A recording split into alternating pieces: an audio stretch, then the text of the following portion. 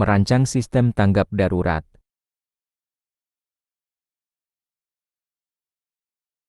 Outline, identifikasi potensi keadaan darurat di tempat kerja, perancangan struktur organisasi dan peran tanggap darurat, penyusunan prosedur dan sarana pendukung tanggap darurat, pengujian, evaluasi, dan penyempurnaan sistem tanggap darurat.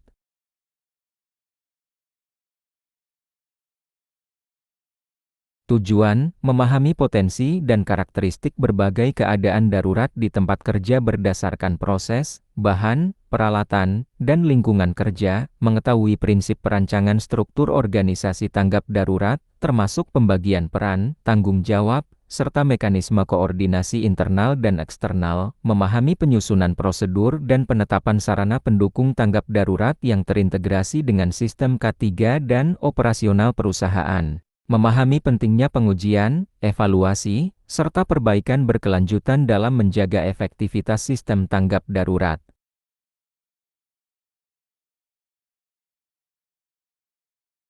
Ruang lingkup identifikasi keadaan darurat.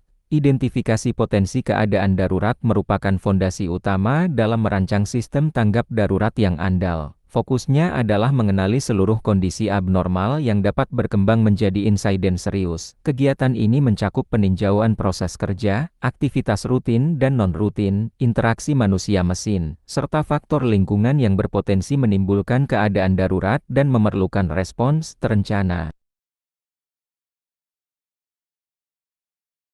Jenis keadaan darurat yang perlu diidentifikasi. Identifikasi dilakukan dengan mengelompokkan potensi keadaan darurat yang mungkin terjadi, antara lain, kebakaran dan ledakan akibat bahan mudah terbakar, tumpahan dan paparan B3, kegagalan peralatan atau utilitas kritis, bencana alam dan kondisi medis darurat. Pendekatan ini membantu memastikan seluruh skenario relevan masuk dalam sistem tanggap darurat.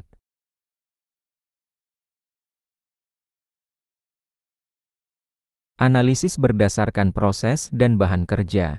Penilaian potensi keadaan darurat harus dikaitkan langsung dengan proses dan bahan yang digunakan, seperti proses bertekanan, bersuhu tinggi, atau berenergi besar, penggunaan bahan beracun, mudah terbakar, atau reaktif. Potensi reaksi tidak terkendali. Analisis ini memastikan rancangan sistem tanggap darurat sesuai dengan tingkat dan karakter risiko aktual.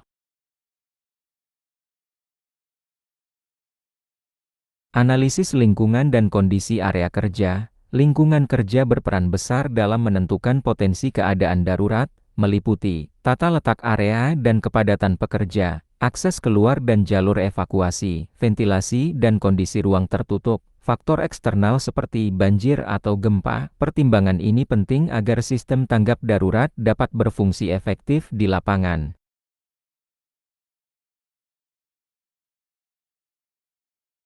Peran identifikasi dalam perancangan sistem tanggap darurat. Hasil identifikasi potensi keadaan darurat menjadi dasar penetapan skenario, prioritas respons, dan kebutuhan sumber daya. Informasi ini digunakan untuk merancang struktur organisasi, prosedur, dan sarana pendukung tanggap darurat. Tanpa identifikasi yang menyeluruh, sistem yang dibangun berisiko tidak sesuai kondisi nyata dan gagal melindungi pekerja saat darurat terjadi.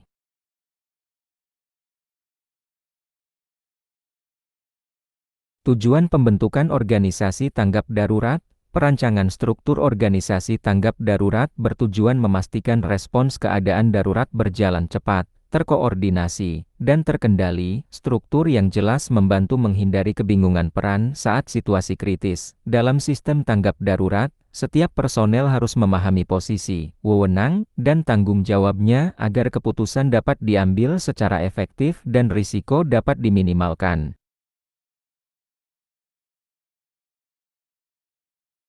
Struktur tim tanggap darurat. Struktur organisasi tanggap darurat disusun sesuai kompleksitas dan tingkat risiko tempat kerja, antara lain, Incident Commander sebagai pengendali utama, tim pemadaman kebakaran dan pengendalian bahaya, tim evakuasi dan penyelamatan, tim P3K dan medis. Struktur ini memastikan seluruh fungsi kritis tertangani secara terorganisir dalam satu sistem komando. Pembagian tugas dan tanggung jawab. Setiap peran dalam organisasi tanggap darurat harus memiliki tugas yang jelas, seperti Incident Commander mengkoordinasikan seluruh respons, tim pemadam fokus pada pengendalian sumber bahaya, tim evakuasi memastikan keselamatan pekerja, tim P3K menangani korban, kejelasan tugas mencegah tumpang tindih dan meningkatkan efektivitas respons darurat.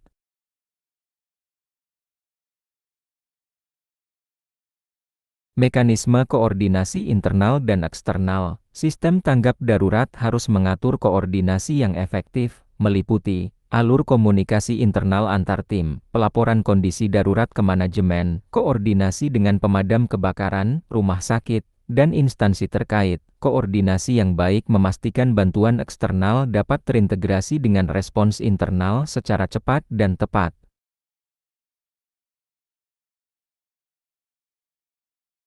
Kualifikasi dan kesiapan personel tanggap darurat. Personel yang ditunjuk dalam organisasi tanggap darurat harus memiliki kompetensi dan kesiapan fisik serta mental. Penunjukan dilakukan berdasarkan pelatihan, pengalaman, dan pemahaman risiko kerja. Kesiapan personel menjadi faktor kunci keberhasilan sistem tanggap darurat, karena struktur yang baik tidak akan efektif tanpa sumber daya manusia yang kompeten.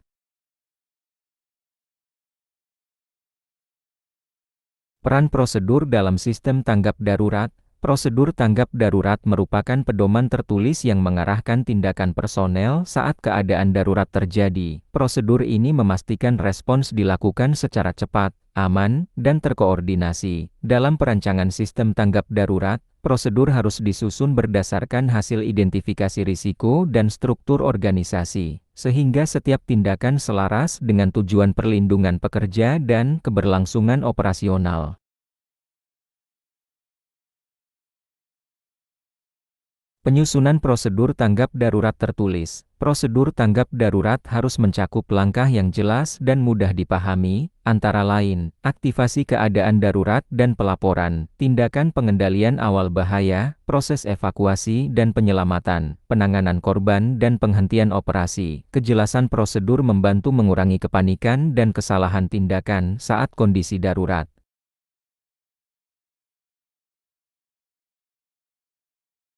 Jalur evakuasi dan titik kumpul. Perancangan jalur evakuasi dan titik kumpul merupakan bagian penting sarana pendukung tanggap darurat, meliputi penentuan rute evakuasi aman dan mudah diakses, penandaan yang jelas dan terlihat, penetapan titik kumpul sesuai kapasitas pekerja. Sarana ini memastikan evakuasi dapat dilakukan cepat dan terkontrol dalam berbagai skenario darurat.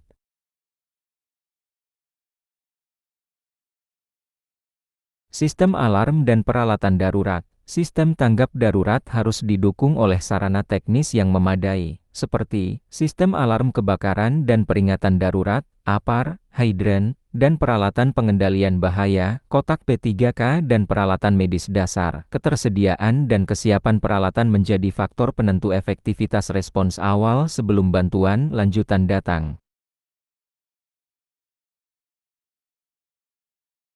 Integrasi dengan sistem K3 dan operasional. Prosedur dan sarana tanggap darurat harus terintegrasi dengan sistem K3 dan operasional perusahaan. Integrasi ini memastikan konsistensi penerapan, kemudahan pengawasan, dan kepatuhan terhadap peraturan. Dengan integrasi yang baik, sistem tanggap darurat tidak berdiri sendiri, tetapi menjadi bagian dari pengelolaan risiko menyeluruh di tempat kerja.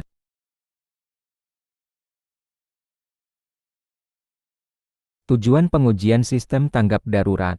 Pengujian sistem tanggap darurat dilakukan untuk memastikan seluruh rencana, prosedur, dan organisasi dapat berfungsi efektif saat kondisi nyata. Pengujian bertujuan menilai kesiapan personel, keandalan sarana, serta kelancaran koordinasi. Dalam konteks merancang sistem tanggap darurat, pengujian menjadi sarana validasi bahwa sistem yang dibangun benar-benar mampu melindungi pekerja dan aset.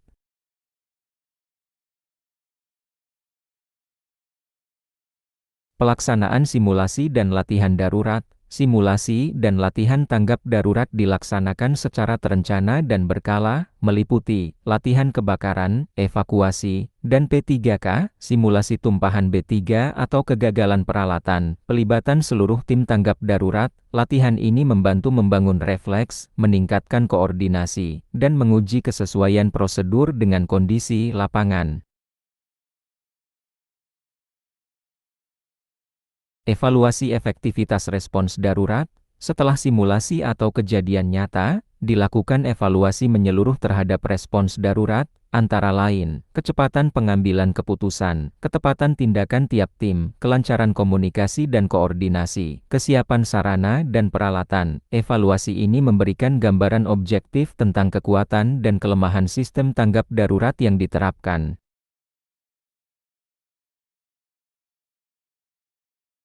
Identifikasi kelemahan dan akar masalah. Hasil evaluasi digunakan untuk mengidentifikasi kelemahan sistem, seperti ketidaksesuaian prosedur, kurangnya kompetensi personel, atau keterbatasan sarana. Analisis akar masalah dilakukan untuk memastikan perbaikan tidak bersifat sementara. Pendekatan ini penting agar penyempurnaan sistem tanggap darurat didasarkan pada penyebab utama, bukan hanya gejala.